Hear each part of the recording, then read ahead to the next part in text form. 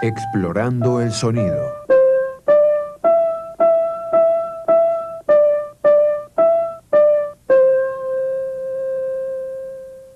Los sonidos están en todas partes. Cierren sus ojos y escuchen. Piensen en todos los sonidos familiares. ¿Qué imágenes les vienen a la mente? ¿Pájaros piando? ¿Cortadoras de césped en la mañana? ¿Una bomba de incendios? ¿Cohetes despegando de la Tierra? ¿Podrías imaginarte esas cosas? Pero ¿qué pasa si les quitamos el sonido? El sonido es importante para nuestra vida diaria. Nos ayuda a disfrutar del mundo a nuestro alrededor. Sin sonido, las cosas no parecen estar bien.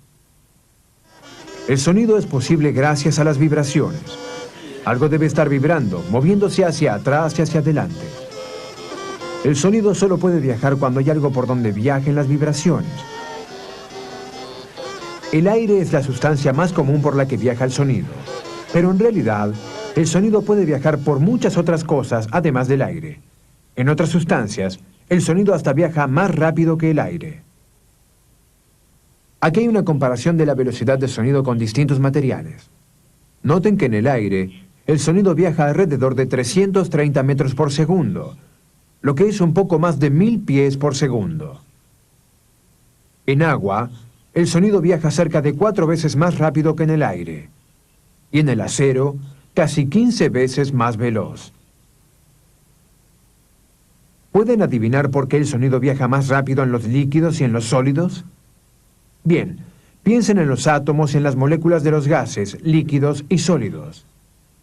Las partículas están más juntas en los líquidos y en los sólidos, por lo que el sonido puede viajar más rápido, ya que las partículas pueden golpearse entre sí más fácilmente.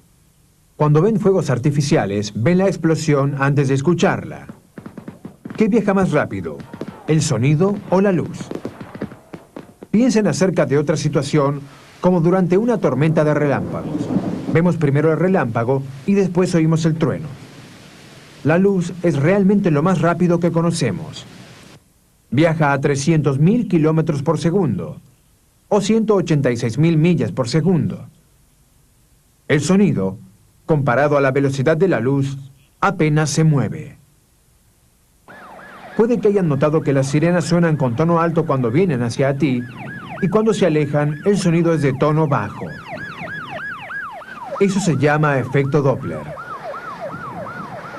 Su explicación es que a medida que el sonido se aproxima, las ondas se agrupan, causando un sonido de tono alto.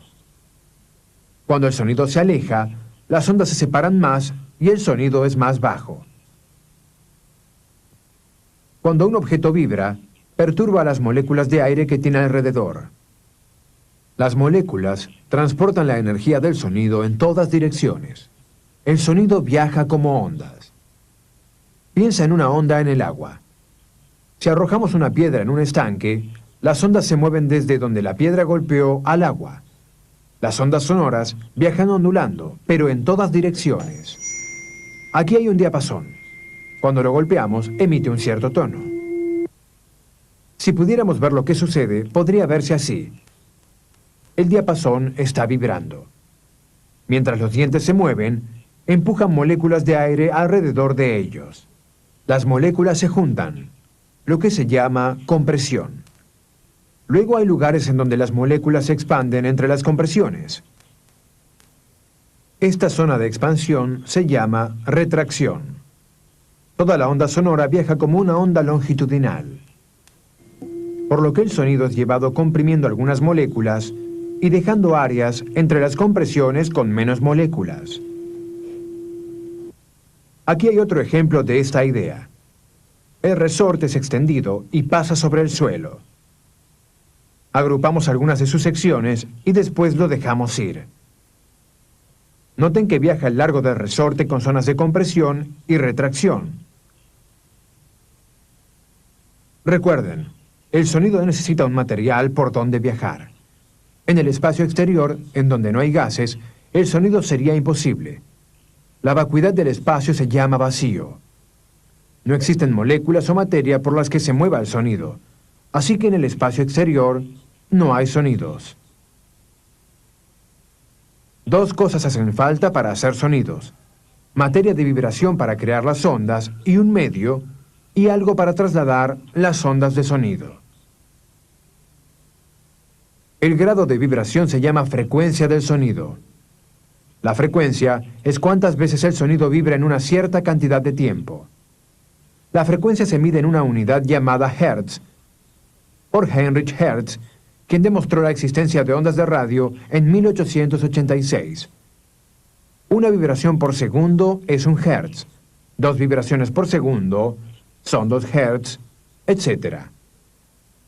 Los humanos pueden oír sonidos que van desde los 20 a los 20.000 Hertz.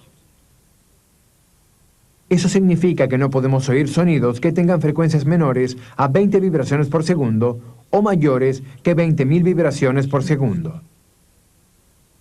Los sonidos menores a 20 Hz se llaman infrasónicos, y aquellos por arriba de los 20.000 Hz se llaman ultrasónicos. Aun cuando no podemos escuchar más allá de los 20.000 Hz, hay otros animales que pueden. Por ejemplo, no podemos oír un silbato de perro porque el sonido es muy alto, pero los perros ciertamente pueden oírlo. Aquí hay un cuadro de las frecuencias que ciertos animales pueden oír y producir. Noten que el murciélago y la marsopa tienen amplias gamas de sonidos que pueden hacer y escuchar. Eso es porque usan su capacidad de producir y oír sonidos ultrasónicos para ayudarlos a encontrar cosas. El murciélago caza enviando una señal ultrasónica que rebota en un insecto y regresa a las grandes orejas del animal. El murciélago determina la posición exacta del insecto y lo atrapa en la oscuridad completa. No utiliza sus ojos, usa la ubicación del eco. El sonido de alta frecuencia que emite rebota en las cosas y regresa a sus oídos, creando una imagen de lo que tiene ante sí. Las marsopas y los delfines usan la ubicación del eco para nadar en aguas oscuras o para localizar objetos en el agua. Las mejores condiciones para un eco son cuando un sonido golpea una superficie dura. El sonido se refleja o rebota en la superficie y lo escuchamos otra vez. El eco y la reflexión del sonido pueden causar problemas en ciertas situaciones, como ser en una película o un auditorio. Para evitar que se refleje el sonido, se utilizan materiales que ayudan a absorber el sonido. En una sala de cine, tienen alfombrados, telones y asientos tapizados para que sea a prueba de sonido. En este estudio de grabación, las paredes tienen paneles a prueba de sonido que están hechos de un material mullido con muchos hoyos diminutos para amortiguar el sonido. A veces necesitamos que el sonido se refleje en una zona extensa. Así que se utilizan superficies curvas para hacer rebotar el sonido a la audiencia. La reverberación es la reflexión repetida de ondas sonoras contra superficies suaves. Esa es la razón por la que los sonidos en un gimnasio parecen hacer eco y sonar extraño. Otro problema es la interferencia. Eso es cuando dos sonidos se emiten al mismo tiempo. Si se emiten al mismo tiempo y sus compresiones y retracciones son iguales, el sonido se refuerza y se hace más fuerte. De todos modos, si la compresión de una onda golpea la retracción de la otra, se cancelan o se aniquilan y hay silencio. Ese es el motivo por el que la gente diseña salas de concierto. Tratan de considerar la reflexión del sonido y cómo producirá reverberación o interferencia. El sonido se puede medir en términos de volumen. Para hacer eso, utilizamos un instrumento que mide el volumen de los sonidos en unidades llamadas decibeles. Un sonido suave tiene un rango de 1 y un sonido fuerte es de 120 decibeles. Exponerse a sonidos fuertes puede causar daños auditivos y hasta pérdidas. La gente que trabaja con máquinas a altos volúmenes necesita usar protectores para los oídos. Escuchamos ondas sonoras que pasan a través del aire con nuestros oídos. El oído externo ayuda a recoger y dirigir las ondas sonoras al conducto que lleva al oído medio. En el oído medio está el tambor, que es una membrana que vibra con los cambios de presión causados por las ondas sonoras. El tambor está conectado a varios y diminutos huesos.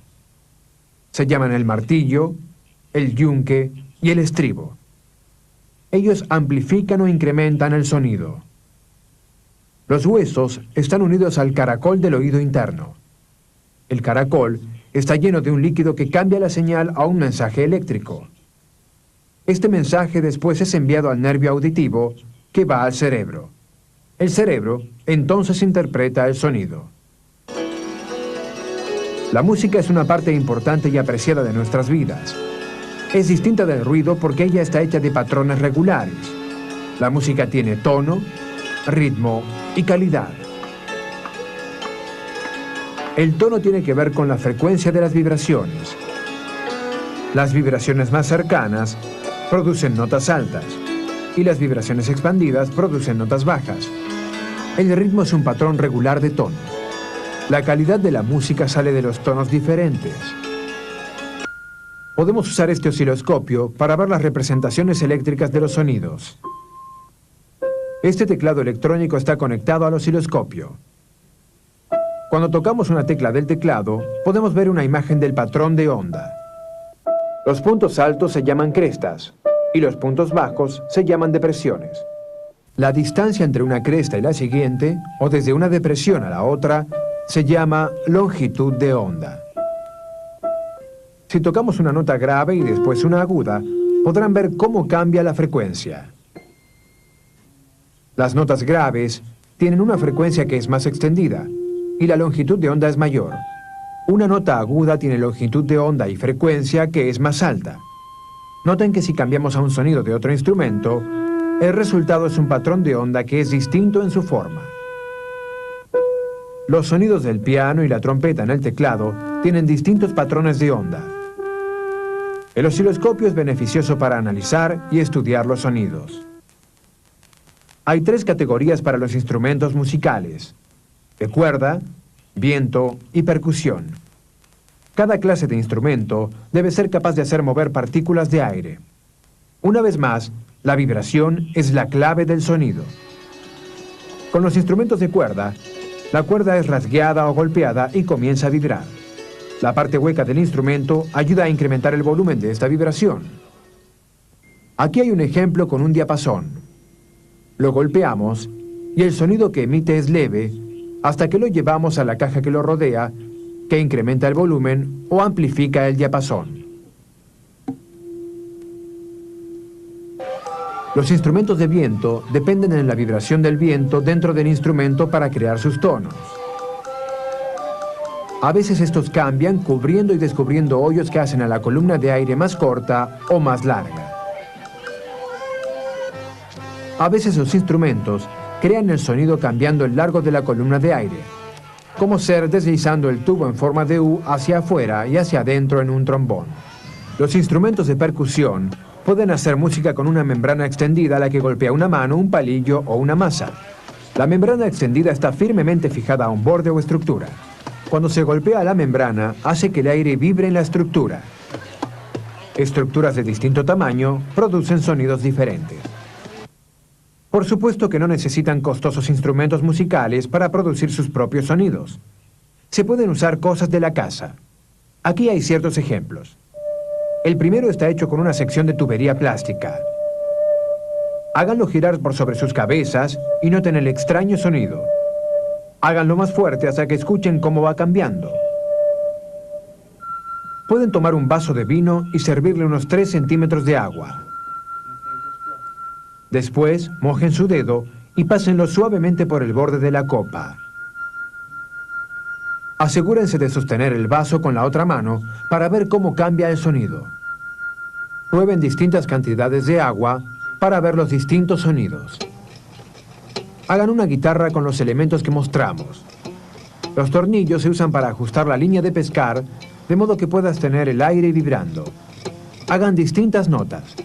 Muevan su dedo hacia arriba y hacia abajo del puente y sostengan la línea de pesca para hacerlo más corto o más largo. La línea más corta es más aguda y la larga es más grave. Los tambores pueden hacerse extendiendo materiales como plástico, papel o goma de un globo sobre diferentes bastidores. Prueben con grandes bols y hasta cajas de cartulina o tubos. Para un instrumento de viento, prueben con mangueras de distintos largos. Podemos recibir sonidos desde grandes distancias cuando usamos el teléfono o cuando sintonizamos una estación de radio. Cuando usamos el teléfono, un pequeño micrófono en el teléfono codifica el sonido de tu voz a señales eléctricas. Esta señal viaja a la persona con la que hablas y se vuelve a convertir en sonido cuando va a un pequeño amplificador en el teléfono de esa persona. A lo largo del camino entre ambas personas, la señal eléctrica puede ser transportada por medio de cables, codificada como señal de radio y enviada por aire, o tal vez como luz y viajar a través de un cable de fibra óptica. Este flash ha sido alterado para mostrarles cómo la luz puede ser utilizada para transmitir sonidos. Esta célula solar capta las rápidas fluctuaciones y el brillo de la lámpara flash y lo convierte en pulsos eléctricos. Podemos sintonizar una estación de radio porque a cada estación se le da una cierta frecuencia que se puede usar para la transmisión. La estación envía su señal como una onda de radio que corresponde a un cierto número de vibraciones por segundo. En el dial de AM, las frecuencias se miden en kilohertz. Esto significa que si sintonizas el 940 kHz en el dial de tu radio, entonces la frecuencia de esa estación es de 940.000 vibraciones por segundo. En el dial de FM, todo se mide en megahertz. Así que las frecuencias son aún mayores. Recuerden, los humanos solo pueden oír hasta 20.000 Hz. Así que estas señales están muy por encima de lo que podemos oír. Estas señales están lejos todo el tiempo. Todo lo que necesitamos es algo que las convierta en sonidos que podamos oír. El sonido es una parte importante de nuestras vidas. Recogemos información acerca de las cosas que nos rodean escuchando. Nos relajamos y disfrutamos con la música. O dependemos del sonido para difundir nuestras ideas a otro por teléfono. Los sonidos también son importantes para el mundo animal. Algunos animales usan sonidos ultrasónicos para atrapar su alimento u orientarse. Otros usan el sonido para enviar señales de peligro. Algunos los usan para alertar a otros individuos de que es su territorio. De cualquier modo que se lo utilice, para el mundo entero, el sonido es una parte principal de nuestras vidas cotidianas.